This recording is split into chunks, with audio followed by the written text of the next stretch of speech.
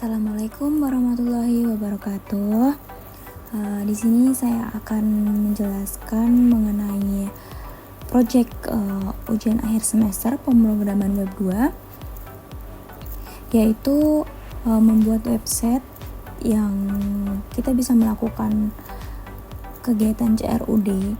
Nah, di sini saya membuat sebuah website, yaitu website sistem pengajuan cuti yang ada di PT Pojok Indonesia. Kebetulan tempat kerja saya sendiri. Pertama kita buka dulu Laragon.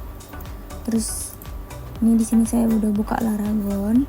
Terus kita start yang ini Apache MySQL. Terus kemudian kita ke terminal untuk memanggil project kita.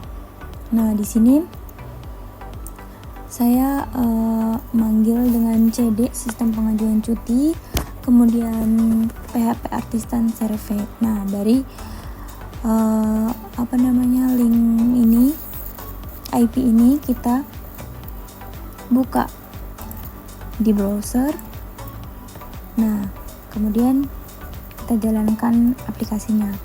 Di sini saya sebagai karyawan ya. Misalkan saya input usernya karyawan, misalkan 53,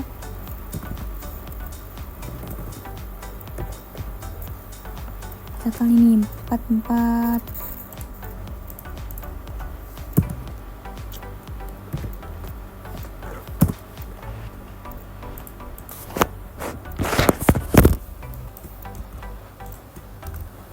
Nah, kita di sini login. Nah, berhasil login. Nah, di sini kita sebagai karyawan mengajukan cuti ya. Di sini kita klik ajukan cuti. Nah, di sini kan ada nick, nama, departemen, pilih jenis cuti, tanggal mulai sama tanggal selesai. Nah, di sini tuh untuk nick sama nama karyawan departemen itu udah ada data dari HRD-nya. Kemudian kita pilih jenis cutinya, kita mau cuti apa. Nah, di sini saya ambil cuti tahunan. Nah, cuti tahunan, kemudian tanggal mulainya sini saya ambil bulan Juli di tanggal 8 misalkan ya. Terus tanggal selesainya di bulan Juli juga di tanggal 9. Nah, kita input alasan cuti kita itu kenapa gitu kan. Misalkan liburan. Kemudian kirim pengajuan cutinya.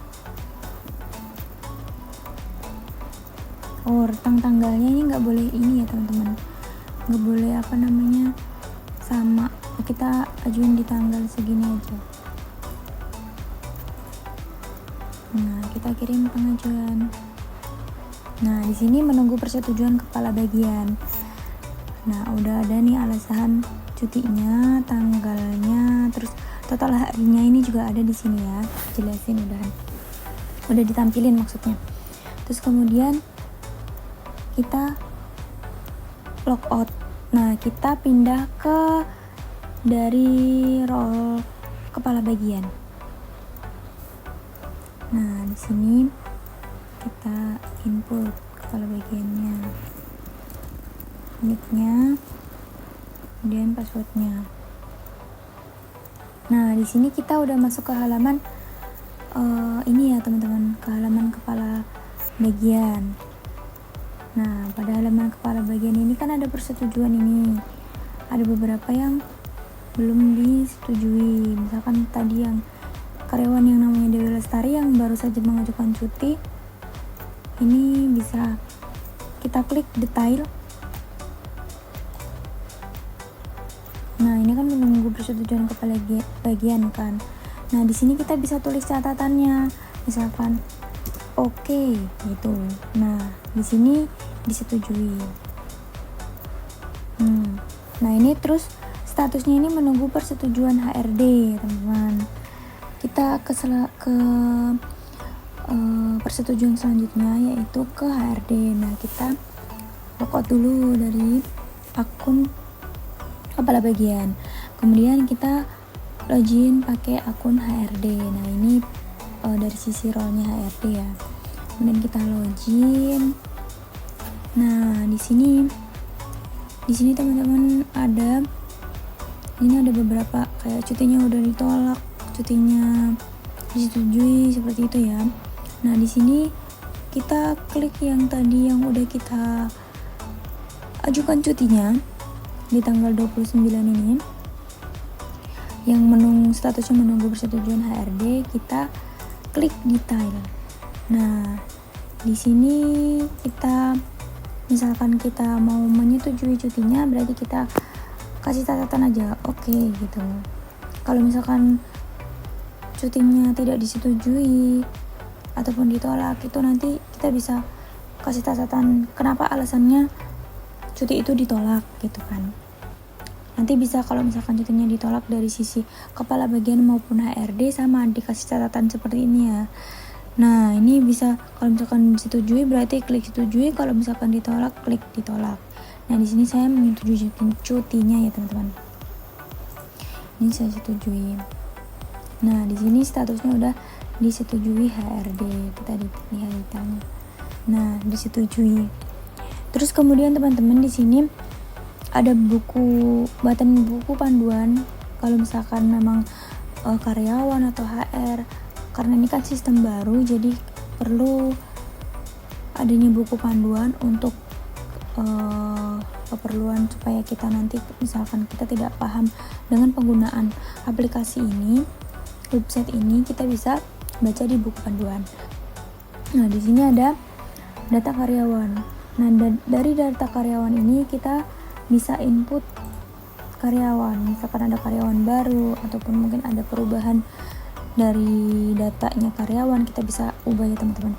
Nah, di sini kita masukkan nick, terus kemudian nama, email, password, kemudian ininya kategorinya kayak karyawan atau mungkin dia punya jabatan kepala bagian atau mungkin memang HRD-nya yang adminnya gitu kan. Terus ini departemennya, nah ini jabatannya apa, terus nomor telepon, terus tanggal masuk, kemudian alamat. Nah, di departemen pun ini sama ya. Nah, di sini kita bisa menambahkan departemen karena di sebuah perusahaan itu ada beberapa departemen yang memang misalkan kita belum ada di sini, kita bisa menambahkan ataupun kita bisa mengedit ataupun kita bisa menghapus dari beberapa dokumen departemen ini ya. Nah, kemudian jenis cuti ini kita juga bisa nambahkan jenis cuti.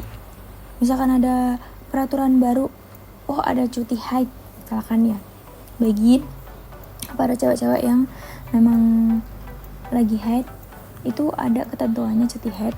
Nah, kebetulan di sini belum diinput, kita bisa tambahkan cuti haid. Nah, di sini nama jenis cutinya, terus kuotanya itu berapa, terus deskripsinya apa. Nah, dari sini kita ada laporan. Di laporan ini kita bisa memfilter kayak misalkan cutinya disetujui ataupun cutinya ditolak, itu pun ada, kita bisa filter. Kemudian kita bisa mencetak dalam bentuk PDF maupun Excel. Nah, sekian dulu penjelasan mengenai project UAS, project membuat sebuah aplikasi. Saya cukupkan. Semoga dengan video penjelasan mengenai step by step penggunaan website ini bisa bermanfaat untuk kedepannya. Terima kasih. Wassalamualaikum warahmatullahi wabarakatuh.